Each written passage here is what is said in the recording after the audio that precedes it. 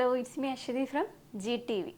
പ്രവാസ ലോകത്തിൽ നമ്മൾ ഒരുപാട് വ്യക്തിത്വങ്ങളെ കാണാറുണ്ട് അല്ലേ? അപ്പോൾ അതിൽ തന്നെ മൾട്ടി ടാസ്കിങ് ആയിട്ടുള്ള ആൾക്കാർ വളരെ ചുരുക്കമായിരിക്കും. അങ്ങനെ ഒരു കാര്യം മുന്നോട്ട് കൊണ്ടുപോകാന്നുള്ളതും വളരെ ബുദ്ധിമുട്ടുള്ളൊരു കാര്യമാണ്. അപ്പോൾ അത്തരത്തിലുള്ള ഒരു മൾട്ടി ടാസ്കിങ് ആയിട്ടുള്ള ഒരു വ്യക്തിയാണ് ഇന്ന് നമ്മോടൊപ്പം ഉള്ളത്. GTVയുടെ കലയെ പ്രണയിക്കുന്നവർ എന്ന പ്രോഗ്രാമിലൂടെ ഇന്ന് നിങ്ങൾക്ക് വേണ്ടി വിശേഷങ്ങൾ പങ്കുവയ്ക്കാനായി നമ്മോടൊപ്പം എത്തുന്നു ശ്രീ അനൂപ് കുമ്പനാടൻ സർ. നമസ്കാരം സർ. എന്തൊക്കെയാണ് പ്രവാസ ലോകത്തെ വിശേഷങ്ങൾ? എന്തൊക്കെയാണ്? എത്ര നാളായി പ്രവാസ ജീവിതം ആരംഭിച്ചിട്ട്? എല്ലാ പ്രവാസികളെയും പോലെ ഒരു 2 വർഷം കഴിഞ്ഞ് കുറച്ച് പണമൊക്കെ ഉണ്ടാക്കിയിട്ട് തിരിച്ചു പോകാൻ വേണ്ടിയാണ് ഞാനും വന്നത്. ഇപ്പം 20 വർഷമായി. സക്രിയ എന്ന് പറയുന്ന എഴുത്തുകാരൻ ഒരു പ്രാവശ്യം ഷാർജ ബുക്ക് ഫെയറിൽ വന്ന് പറഞ്ഞു, നമ്മളൊക്കെ കുടിയേറ്റക്കാരാണ്, അല്ലാതെ പ്രവാസികളല്ല. പ്രവാസികളെന്ന് പറഞ്ഞാൽ ഒരു ഇൻ്റലക്ച്വൽ പെർസ്യൂട്ടിന് വേണ്ടി ഒരു നാട് വിട്ടു പോകുന്നവരെയാണ് പ്രവാസികൾ എന്ന് പറയുന്നത്. പക്ഷേ ദുബായിലുള്ള പലരും കുടിയേറ്റക്കാർ മാത്രമാണെന്ന് അദ്ദേഹം ഒരു വിമർശനം പോലെ പറഞ്ഞു. പക്ഷേ എനിക്ക് തോന്നുന്നത് അങ്ങനെയല്ല. കാരണം ഇവിടുത്തെ ഷാർജ ബുക്ക് ഫെയറിൽ ഉള്ള തിരക്കും പുസ്തകങ്ങൾ വായിക്കാനുള്ള ഒരു താല്പര്യമൊക്കെ കാണുമ്പോൾ നമ്മൾ പണം ഉണ്ടാക്കാൻ വേണ്ടി മാത്രമല്ല ദുബായിൽ വന്നത് എന്ന് തോന്നിയിട്ടുണ്ട്. നമ്മൾ പ്രവാസികളാണ്, നമ്മളൊരു പണം ഉണ്ടാക്കാനും അതോടൊപ്പം തന്നെ ഒരു ഇൻ്റലക്ച്വൽ പെർസ്യൂട്ടിന് വേണ്ടി കൂടിയാണ് നമ്മൾ ദുബായിൽ വന്നിട്ടുള്ളത്. പ്രവാസികൾ തന്നെയാണ് നമ്മൾ എന്നാണ് എനിക്ക് പറയാനുള്ളത്. സക്കറിയ സാറ് പറയുന്ന ആ ഒരു വിമർശനത്തോട് എനിക്ക് ഒരിക്കലും യോജിക്കാൻ ഒക്കത്തില്ല. മൾട്ടി ടാസ്കിങ് ആണെന്ന് ഞാൻ നേരത്തെ ഇൻട്രൊഡക്ഷനിലും ഞാൻ പറയുകയുണ്ടായി.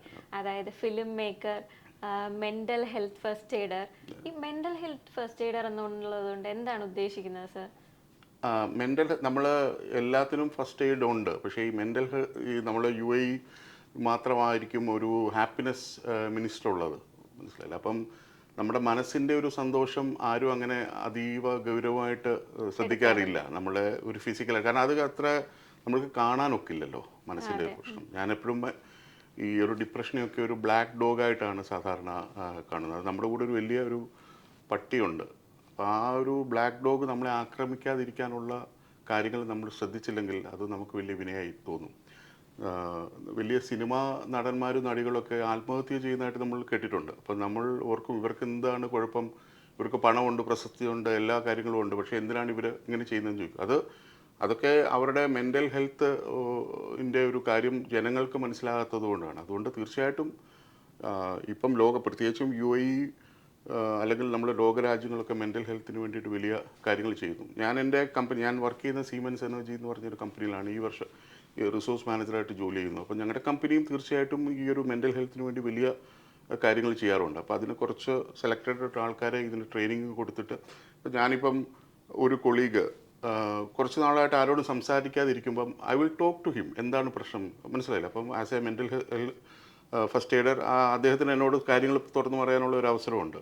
അപ്പം കൂടുതൽ പ്രശ്നങ്ങളൊക്കെ വരികയാണെങ്കിൽ, അദ്ദേഹത്തിന് ആത്മഹത്യാ ചിന്തകളൊക്കെ ഉണ്ടെന്ന് എൻ്റെ അടുത്ത് പറയുകയാണെങ്കിൽ തീർച്ചയായിട്ടും ഒരു ഡോക്ടറിലേക്ക് റെഫർ ചെയ്യും. നമുക്ക് അങ്ങനെയുള്ള മരുന്നുകൾ കൊടുക്കാനൊന്നും പറ്റത്തില്ല. പക്ഷേ അദ്ദേഹത്തുമായിട്ട് നമുക്ക് കമ്മ്യൂണിക്കേറ്റ് ചെയ്ത് തീർച്ചയായിട്ടും പല അഡ്വൈസസും കൊടുക്കാനൊക്കും. അതാണ് മെൻ്റൽ ഫസ്റ്റ് എയ്ഡ്. എപ്പോഴും നമുക്ക് കാര്യങ്ങൾ തുറന്നു പറയാൻ നമ്മുടെ കാര്യങ്ങൾ കേൾക്കാനായിട്ട് ഒരു വ്യക്തി അപ്പുറം ഉണ്ടാകുക എന്ന് പറയുന്നത് തന്നെ ഏറ്റവും വലിയൊരു കാര്യമാണല്ലേ?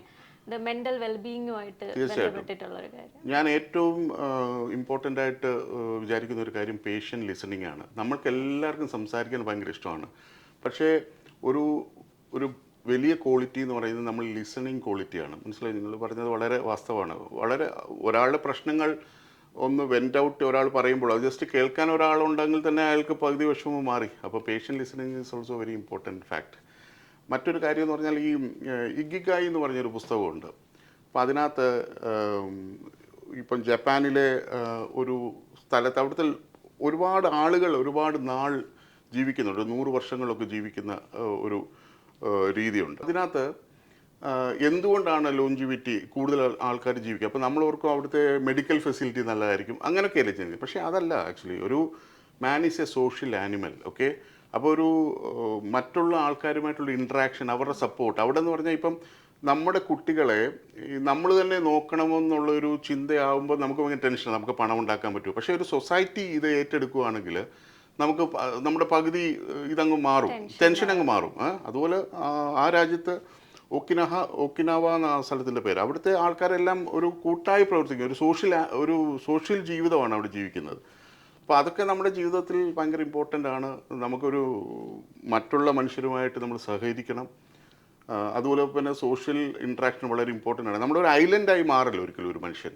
അതാണ് ജീവിതത്തിൽ ഏറ്റവും എനിക്ക് ആവശ്യത്തിന് പണമുണ്ട്, ഓക്കെ, എനിക്ക് മറ്റുള്ള ഒരാളുടെ ഒരാവശ്യവും ഇല്ലെന്ന് പറയുന്നത് ഏറ്റവും വലിയ മണ്ടത്തരമാണ്. നമുക്ക് സൊസൈറ്റി ഇടപെടാതെ നമ്മളൊരു മറ്റുള്ളവരുടെ ഒരു സഹായം എപ്പോഴെങ്കിലും ആവശ്യം വരും. നമ്മളൊരു വഴിയിൽ വീണ് കിടക്കുമ്പോൾ ഒരാൾ എടുത്തുകൊണ്ട് പോകാനില്ലെങ്കിൽ പണം ഉണ്ടായിട്ട് എന്ത് കാര്യം? അപ്പം നമ്മളൊരു സോഷ്യൽ ബീയിങ് ആണെന്നുള്ളൊരു ചിന്ത എപ്പോഴും നമുക്ക് മനസ്സിലുണ്ടാകണം. അങ്ങനെ നമുക്ക് മുമ്പോട്ട് പോകാനൊക്കത്തുള്ളൂ. റൈറ്റർ, ലിറിസിസ്റ്റ്, ഫിലിം മേക്കർ, ഇതിൽ ഏത് മേഖലയാണ് കൂടുതൽ ഒരു സാറ്റിസ്ഫൈഡ് ആയിട്ട് തോന്നിയത്, അല്ലെങ്കിൽ മറ്റുള്ളവരിൽ നിന്ന് ബഹുമാനം കൂടുതൽ കിട്ടുന്ന ഒരു മേഖല, അല്ലെങ്കിൽ അച്ചീവ്മെൻറ്റ്സ് കൂടുതൽ എനിക്ക് ഇതിലാണ് ഒരുപാട് അച്ചീവ്മെൻറ്റ്സ് ഉള്ളത്, എൻ്റെ ഒരു എയിം, മെയിനായിട്ടുള്ള എൻ്റെ ഒരു എയിം ഈ ഒരു ഫീൽഡാണ് എന്ന് തോന്നിയിട്ടുള്ള ഒരു മേഖല ഏതാണ്? ഒരു എഴുത്തുകാരൻ എന്ന നിലയിലാണ് എനിക്ക് ഏറ്റവും കൂടുതൽ റെസ്പെക്റ്റ് കിട്ടിയിട്ടുള്ളതെന്ന് തോന്നിയിട്ടുണ്ട്. പല ആൾക്കാരും അതിനെപ്പറ്റി പുസ്തകങ്ങൾ വായിച്ചിട്ട് വളരെ സന്തോഷത്തോടെ നമ്മൾ സംസാരിക്കുന്ന ഒരു ഭയങ്കര വലിയ കാര്യമായിട്ട് തോന്നുന്നു. പക്ഷേ എനിക്ക് എൻ്റെ കഥകൾ സിനിമയാക്കുമ്പോൾ ഉള്ളൊരു സന്തോഷം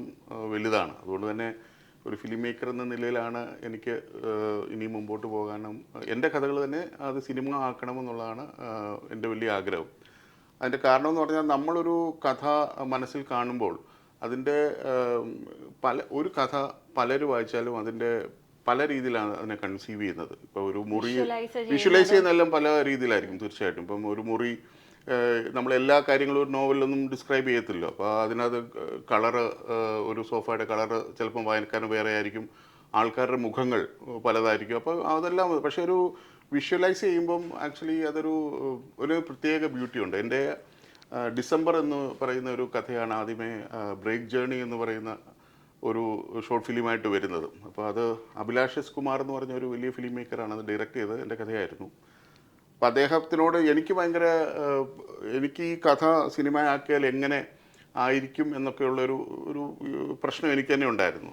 പക്ഷേ അദ്ദേഹം അത് ഒരു ഫിലിം ആക്കിയപ്പോൾ അതിൻ്റെ ഒരു ബ്യൂട്ടി എനിക്ക് മനസ്സിലായി. അതാണ് ഫസ്റ്റ് എൻ്റെ നമ്മൾ എഴുതിയ കഥയെ ഒന്ന് അപ്ലിഫ്റ്റ് ചെയ്യാൻ ആ സിനിമയ്ക്ക് കഴിഞ്ഞിട്ടുണ്ടെന്ന് തോന്നി. നമ്മൾ വിഷ്വലൈസ് ചെയ്ത് എഴുതിയത് എങ്ങനെയാണോ അത് അതുപോലെ ആവിഷ്കരിക്കാൻ സാധിച്ചു എന്നുള്ള അങ്ങനെ അല്ല, അത് ആക്ച്വലി അതാണ് അതിൻ്റെ ബ്യൂട്ടി. കാരണം ഒരു സംവിധായകന് അതിനെ ഒന്ന് അപ്ലിഫ്റ്റ് ചെയ്തിട്ടുണ്ട്. അത് ഞാൻ എഴുതിയ ഒരു കഥയെ അത് ഇച്ചിരി കൂടെ ബെറ്റർ ആക്കണം. അതിലിപ്പം 1.9 മില്യൺ വ്യൂസ് ഉണ്ട് യൂട്യൂബിൽ. അപ്പോൾ എനിക്ക് ആ കഥ അത്രത്തോളം വരുമെന്നൊന്നും വലിയ ഇതില്ല. അതാണ് സിനിമയുടെ ഒരു ഇത്. കാരണം ഒരു കഥ ഒരു BGM വരുമ്പോൾ അല്ലെങ്കിൽ അതിനകത്ത് അഭിനേതാക്കൾ വരും, അതിന് ഒത്തിരി ഒരു ആഡഡ് എലമെൻറ്റ്സ് ഉണ്ട്. നമുക്ക് കൂടുതൽ മെച്ചമാക്കാൻ സാധിക്കും. അതുകൊണ്ട് പിന്നീട് രണ്ടാമത് ഞാൻ തന്നെ കഥ എഴുതി ഡയറക്റ്റ് ചെയ്ത സിനിമയല്ല ഷോർട്ട് ഫിലിമാണ് ഏക് കഹാനി. അതിനും ഇവിടുത്തെ മെഹ്ഫിൽ ഷോർട്ട് ഫിലിം ഫെസ്റ്റിവലിനൊക്കെ മികച്ച ഡയറക്ടർക്കും മികച്ച ഷോർട്ട് ഫിലിം ഒക്കെ ആയിട്ടും അത് തിരഞ്ഞെടുത്തു. അപ്പം അതിലേക്ക് കൂടുതൽ വരണമെന്നുള്ളതാണ് എൻ്റെ ആഗ്രഹം. സാർ, ഇതിൽ ഏറ്റവും പ്രധാനപ്പെട്ട കാര്യം എന്താണെന്ന് വെച്ചാൽ മലയാളി വീട്ടമ്മമാരുടെ മനസ്സിൽ ഒരുപാട് നല്ല നല്ല കഥാപാത്രങ്ങളെയും മറക്കാൻ പറ്റാത്ത കഥകളെയും ഒക്കെ സമ്മാനിച്ച ഒരു വ്യക്തിത്വത്തിനുടമയാണ്, അല്ലെങ്കിൽ ഒരു എഴുത്തുകാരനും കൂടിയാണ് സാർ. അതിൽ ഏറ്റവും കൂടുതൽ അന്വേഷണങ്ങൾ വന്നിട്ടുള്ളത്, അല്ലെങ്കിൽ ആ കഥാപാത്രങ്ങളെക്കുറിച്ച് കൂടുതൽ തിരക്കിയിട്ടുള്ള ഒരു വർക്ക് ഏതാണ്? മനോരമ ആഴ്ചപ്പതിപ്പിലാണ് ഞാൻ എഴുതി തുടങ്ങിയത്. അതിന് പ്രധാന കാരണം എന്ന് പറയുന്നാൽ അവർ വെൽ പെയ്ഡാണ്, നല്ലതായിട്ട് പണം നൽകും. ഓക്കെ, അപ്പം ആദ്യകാലങ്ങളിൽ ഞാൻ നോവലെറ്റുകളാണ് എഴുതുന്നത്. ഒറ്റലക്കത്തിരുന്ന നോവലെറ്റുകൾ, ഒരുപാട് നോവലെറ്റുകൾ എഴുതിയിട്ടുണ്ട്.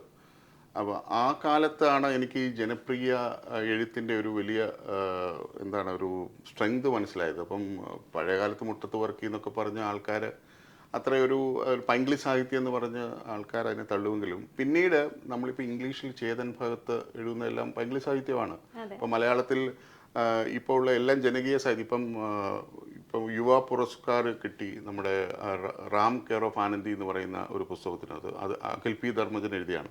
ഇപ്പം കുറേ വിവാദങ്ങളൊക്കെ അതിനെപ്പറ്റി വരുന്നുണ്ട്. അതൊരു ജനകീയ സാഹിത്യമാണ്, അതിന് അവാർഡ് എന്തിനാ കൊടുത്തതെന്ന് പറഞ്ഞ് ഒത്തിരി പേര് ഒരുപാട് ഏറ്റെടുത്ത തീർച്ചയായിട്ടും 1 ലക്ഷത്തിലധികം ആൾക്കാർ വായിച്ചൊരു പുസ്തകമാണ്. അപ്പം ഞാൻ പറയുന്നത് ഈ നല്ലത് ചീത്തയൊക്കെ കാലം തെളിയിക്കട്ടെ എന്ന് ഞാൻ പറയത്തുള്ളൂ. അല്ലാതെ ഒരിക്കലും ഈ പുസ്തകം കുറേ പേര് ഇങ്ങനെ പറയുന്നത് ഒ വി വിജയൻ്റെ നിലവാരത്തിൽ എത്തിയിട്ടില്ല എന്ന് പറയുന്നു. ഒ വി വിജയൻ ഒരു വലിയ എഴുത്തുകാരനാണ്, വലിയ സാഹിത്യകാരനാണെന്ന് അതിനകത്തൊന്നും ഒരു സംശയമില്ല. പക്ഷേ ഒ വി വിജയൻ എഴുതിയ പോലെ എന്തിനാണ് അഖിൽ പി ധർമ്മജൻ എഴുതുന്നത്? അതിൻ്റെ ആവശ്യമില്ല. അഖിൽ പി ധർമ്മജൻ എഴുതേണ്ടത് അഖിൽ പി ധർമ്മജനെ പോലെയാണ്, അനൂപ് എഴുതേണ്ടത് അനൂപിനെ പോലെയാണ്. അതാണ് അതിനകത്തെ ഒരു ഡിസ്റ്റിങ്ക്റ്റ് കാര്യം. അപ്പം ജനപ്രിയ സാഹിത്യം ആൾക്കാർ കൂടുതൽ ഒത്തിരി പേര് ഇതിലൊക്കെ മുട്ടത്തുവർക്കിയൊക്കെ എത്രയോ ആളുകളെ വായനയിലേക്ക് കൊണ്ടുവന്നു. ഇതൊന്നും ആൾക്കാർ ഓർക്കുന്നില്ല. എന്നിട്ടും വെറുതെ എല്ലാവരും ഇത് വായിക്കുന്നുണ്ട്. ഇതാണ് ഇന്നത്തെ സത്യം. എല്ലാവരും ഇത് വായിക്കുന്നുണ്ട്. പക്ഷേ ഇത് പറയാൻ എന്തോ ഒരു വലിയൊരു മടി പോലെ. പിന്നെ ആക്ച്വലി അങ്ങനെ എനിക്ക് കുറേ വിമർശനങ്ങൾ വന്നതിന് ശേഷമാണ് ഞാൻ ഈ ജനകീയ സാഹിത്യം എഴുതിയിട്ട് ഈ ബ്ലൂ മാർലിൻ, പഗ്മാർക്ക് തുടങ്ങിയുള്ള കുറേ വളരെ സീരിയസ് കഥകളും എഴുതുകയും അതിനെനിക്ക് എൻ്റെ ഒരുപാട് അവാർഡുകൾ കിട്ടിയിട്ടുമുണ്ട്. പക്ഷേ ഞാൻ സത്യത്തിൽ എൻജോയ് ചെയ്യുന്നത് ഇതുപോലുള്ള ജനകീയ സാഹിത്യം. ഇപ്പം എനിക്കത് മിസ് ചെയ്യുന്നുണ്ട്. ഞാനിപ്പോൾ ഒരുപാട് നാളെ അത് എഴുതിയിട്ട്. പക്ഷേ ആ ഒരു സ്നേഹമൊന്നും ഈ പഗ്മാർക്കോ അല്ലെങ്കിൽ ബ്ലൂ മാർലിനൊക്കെ എഴുതി കിട്ടിയിട്ട്. ജനകീയ സാഹിത്യവും മറ്റുള്ള വർക്കുകളും തമ്മിലുള്ള വ്യത്യാസം എന്താണ്? ജനകീയ സാഹിത്യം എന്ന് പറഞ്ഞാൽ അതിനകത്ത് ഒരുപാട് ചിന്തിക്കേണ്ട ആവശ്യങ്ങളൊന്നുമില്ല. മനസ്സിലായി? അതിനകത്തെല്ലാം നമ്മൾ പറയും ഒരു സാധാരണ ഒരു ജനജീവിതം, മണ്ണുമായിട്ട് ഇടകുക, അങ്ങനെ ഒരു സാധാരണ ജീവിതം നമ്മൾ സാധാരണ കാണുന്നത്. പക്ഷേ മറ്റേതൊരു ബുദ്ധിജീവി അതിനകത്ത് കുറേ കാര്യങ്ങൾ പറയാതെ പറയുന്നു. ഇതൊരു ബുദ്ധിജീവി ഒരു ഇതാണ്. പക്ഷേ ആക്ച്വലി ഒരു സാധാരണക്കാർക്ക് മനസ്സിലാകുന്ന ഒരു കഥ എഴുതുന്നതിനകത്ത് എന്ത് തെറ്റെന്നാണ് ഞാൻ വിചാരിക്കുന്നത്. എനിക്ക് അതിലേക്ക് തിരിച്ചു പോകണമെന്ന് വലിയ ആഗ്രഹമാണ് സത്യത്തിൽ. മറ്റുള്ളവരുടെ മനസ്സ് മനസ്സിലാക്കി, അല്ലെങ്കിൽ ഇന്ന് വരെ യഥാർത്ഥ ഒരു സംഭവം അതിനെ ഒരു കഥയാക്കാനായിട്ട് ശ്രമിച്ചിട്ടുണ്ടോ? അങ്ങനെ ഏതെങ്കിലും വർക്ക്? തീർച്ചയായിട്ടും.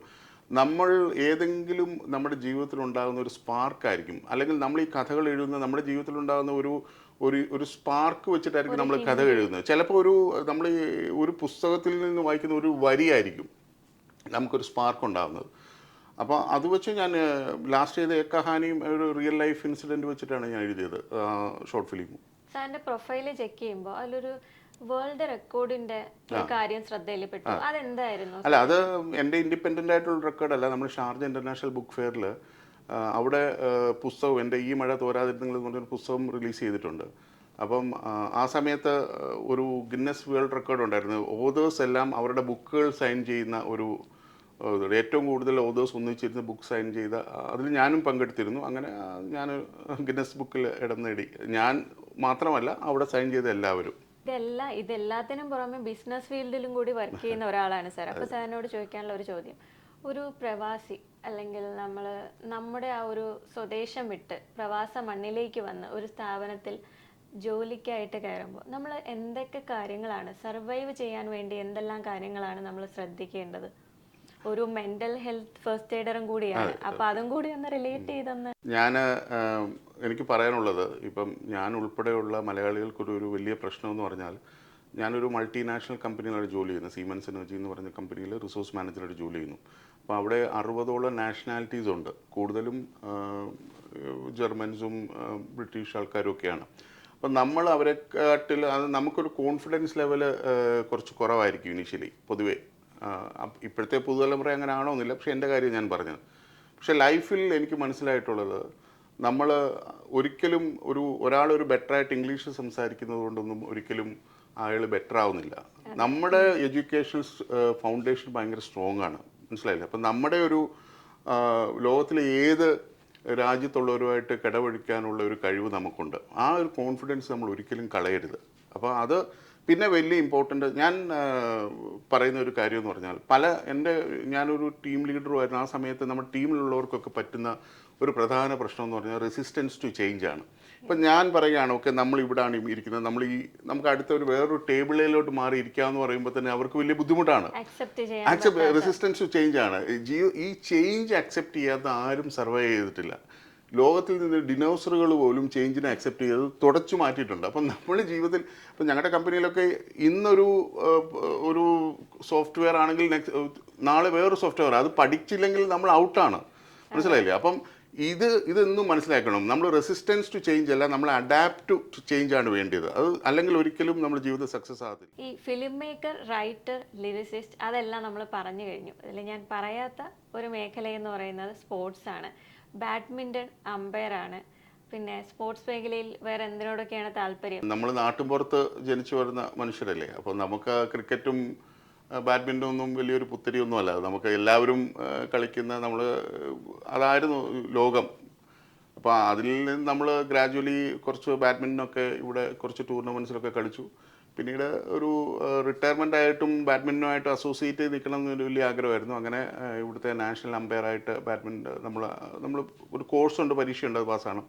അപ്പോൾ ഈ സ്പെഷ്യൽ ഒളിമ്പിക്സിലൊക്കെ നമ്മൾ പാർട്ടിസിപ്പേറ്റ് ചെയ്തു അതിനകത്ത് അമ്പയറായിട്ട്. അതൊക്കെ ജീവിതത്തിലെ വലിയ കാര്യങ്ങളായിട്ട് ഞാൻ കരുതുന്നു. നമ്മുടെ GTV പ്രേക്ഷകരോട്, പ്രത്യേകിച്ച് യുവതലമുറയോട് എന്താണ് പറയാനുള്ളത് സാറിന്? ആദ്യമായിട്ട് എനിക്ക് GTVയോട് നന്ദി പറയുന്നു. കാരണം സാധാരണക്കാരായ എഴുത്തുകാരെ അല്ലെങ്കിൽ പ്രവാസത്തിൽ ഇങ്ങനെ കലയെ സ്നേഹിക്കുന്നവരെ ഇങ്ങനെ ഒരു ഇൻ്റർവ്യൂവിലേക്ക് കൊണ്ടുവന്നതിലുള്ള നന്ദി അറിയിക്കുന്നു.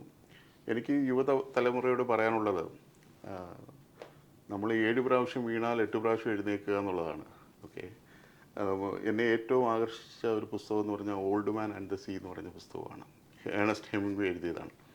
അതിനകത്ത് സാന്റിയാഗോ എന്ന് പറയുന്ന ഒരു ഫിഷർമാൻ ഒരുപാട് പ്രാവശ്യം 84 പ്രാവശ്യം കടലിൽ മീൻ പിടിക്കാൻ പോയിട്ട് കിട്ടാതെ വന്നു.